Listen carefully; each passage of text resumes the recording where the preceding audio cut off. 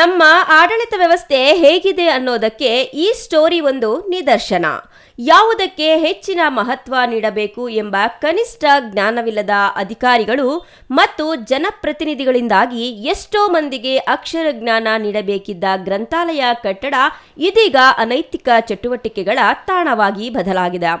ಇಂತಹ ಕಟ್ಟಡ ಪೂರ್ಣಗೊಳಿಸಿ ಅಲ್ಲೊಂದು ಗ್ರಂಥಾಲಯ ಸ್ಥಾಪನೆ ಮಾಡಿ ಓದುಗ ಆಸಕ್ತರಿಗೆ ಸಹಾಯಕಾರ ನೀಡಬೇಕು ಎಂಬ ಆಲೋಚನೆ ಮಾತ್ರ ನಮ್ಮ ಅಧಿಕಾರಿಗಳು ಮತ್ತು ಜನಪ್ರತಿನಿಧಿಗಳಿಗೆ ಬಂದಿಲ್ಲ. ಗ್ರಾಮೀಣ ಮತ್ತು ಪಟ್ಟಣದ ಪ್ರದೇಶಗಳಲ್ಲಿ ಅನುದಾನದ ಕೊರತೆ, ಆಡಳಿತಾತ್ಮಕ ನಿರ್ಲಕ್ಷ್ಯ ಅಥವಾ ಗುತ್ತಿಗೆದಾರರ ವಿಳಂಬದಿಂದಾಗಿ ಅನೇಕ ಗ್ರಂಥಾಲಯಗಳ ಕಟ್ಟಡ ಕಾಮಗಾರಿಗಳು ಅರ್ಧಕ್ಕೆ ನಿಂತು ಹೋಗಿವೆ.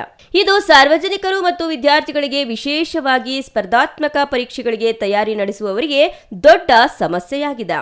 ಚೇಳೂರು ತಾಲೂಕಿನ ನಾರಮದ್ದೇಪಲ್ಲಿ ಗ್ರಾಮದಲ್ಲಿ ನೂತನವಾಗಿ ನಿರ್ಮಾಣವಾಗುತ್ತಿರುವ ಈ ಗ್ರಂಥಾಲಯ ಕಟ್ಟಡ ಅರ್ಧಕ್ಕೆ ನಿಂತು ಗ್ರಾಮದ ಹಲವು ಅನೈತಿಕ ಚಟುವಟಿಕೆಗಳಿಗೆ ತಾಣವಾಗಿದೆ. ತಾಲೂಕು ಪಂಚಾಯಿತಿ 5 ಲಕ್ಷ ರು ಅನುದಾನದಲ್ಲಿ ಆರಂಭವಾಗಿದ್ದ ಗ್ರಂಥಾಲಯ ಕಟ್ಟಡ ಕಾಮಗಾರಿ 6 ತಿಂಗಳ ಹಿಂದೆ ಅರ್ಧಕ್ಕೆ ನಿಂತಿದೆ. ಈ ಕಟ್ಟಡಕ್ಕೆ ನಿರ್ವಹಣೆ ಕೊರತೆಯಿಂದ ಸರಿಯಾದ ರೀತಿಯಲ್ಲಿ ನೀರು ಹಾಕಿಲ್ಲ. ನಿರ್ಮಾಣ ಹಂತದಲ್ಲೇ ನಿರ್ವಹಣೆ ಕೊರತೆಯಿಂದ ಪಾಳು ಬಿದ್ದ ಸ್ಥಿತಿಗೆ ತಲುಪಿದೆ.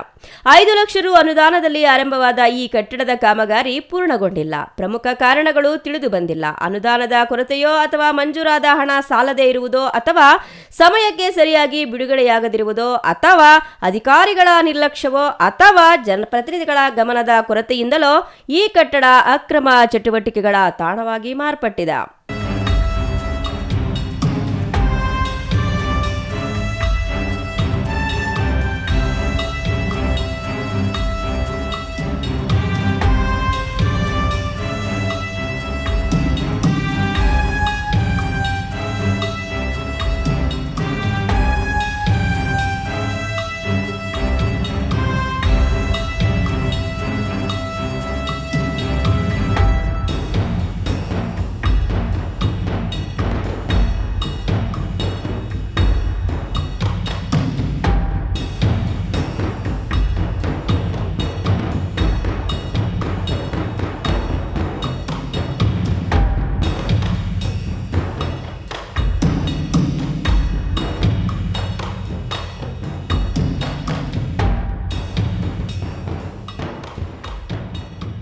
ಸ್ಥಳೀಯ ಗ್ರಾಮಸ್ಥರು ಈ ಕಾಮಗಾರಿಗಳನ್ನು ತಕ್ಷಣವೇ ಪೂರ್ಣಗೊಳಿಸಲು ಆಗ್ರಹಿಸಿದ್ದಾರೆ.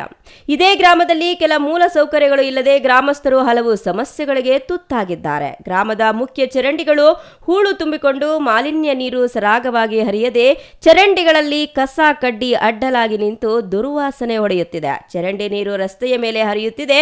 ಗಬ್ಬು ನಾರುವ ನೀರು ಮನೆಗಳ ಅಂಗಳಕ್ಕೆ ನುಗ್ಗುತ್ತಿದೆ. ಸೊಳ್ಳೆಗಳ ಉತ್ಪತ್ತಿಯಿಂದಾಗಿ ಸಾಂಕ್ರಾಮಿಕ ರೋಗದ ಭೀತಿ ಸಹ ಉಂಟಾಗಿದೆ ಎಂದು ಗ್ರಾಮಸ್ಥರು ಸಂಬಂಧಿಸಿದ ಅಧಿಕಾರಿಗಳ ವಿರುದ್ಧ ಆಕ್ರೋಶಗೊಂಡಿದ್ದಾರೆ. ಕೂಡಲೇ ಈ ಸಮಸ್ಯೆಗಳನ್ನು ಪರಿಹರಿಸಲು ಅಧಿಕಾರಿಗಳು ಗಮನ ಹರಿಸಬೇಕು ಎಂದು ಗ್ರಾಮದ ಮಹಬೂಬ್ ಬಾಷಾ, ಪ್ರಭು ರಾಮಾಂಜಿ, ವಲಿಸಾಬ್ ಮೆಹಬೂಬ್ ಬಾಷಾ ಆಗ್ರಹಿಸಿದ್ದಾರೆ. CS Venkatesh, CTV news, Chelur.